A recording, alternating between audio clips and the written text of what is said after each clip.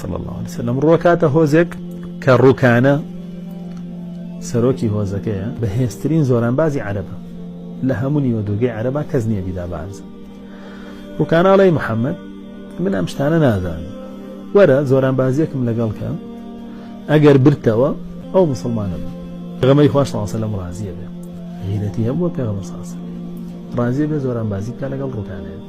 ڕووکانە لەگەڵ پێغەمبەر صلی الله علیه و سلم زۆرانبازیەکە و قوڕەیش کۆ بنەوە ئەڵێن تەمەنی 51 ساڵە. ڕووکانەش گەنجە، کابرایەکی کەڵەگەت و زۆر بەقووەتیشە، لە نیوەدوورگەی عەرەبا کەس نەبووە بیا بە عەرزە. ئەڵێن ئەرە وەڵای ئێستا ڕووکانەیەک جارێکێشێ بە عەرزە و نەجاتمانە بێ لێی کوژێ. قوڕەیش کۆ بنەوە بە دڵخۆشیەوە ئەبن بە جمهوری ڕووکانە بۆ چۆنوانەی خۆمان ئەمڕۆ بن بە جمهوری ڕۆیاڵ مەدرید و بەرشەلۆن، ئیتر واز لە دینێنن، واز لە نوێژێنن، واز لە هەموو شتێهێنن، ئەبن بە جمهوری ڕووکانە. زۆرانباسی دەست پێکا پێغەمبەری خوا صلی الله علیه و سلم ڕووکانە خە بە عەرزە. ئەڵا ڕووکانە هەڵەسێتەوە شۆکە بێ، ئەڵێ ئەوە سوتفە بوو، ئەوە حساب نییە.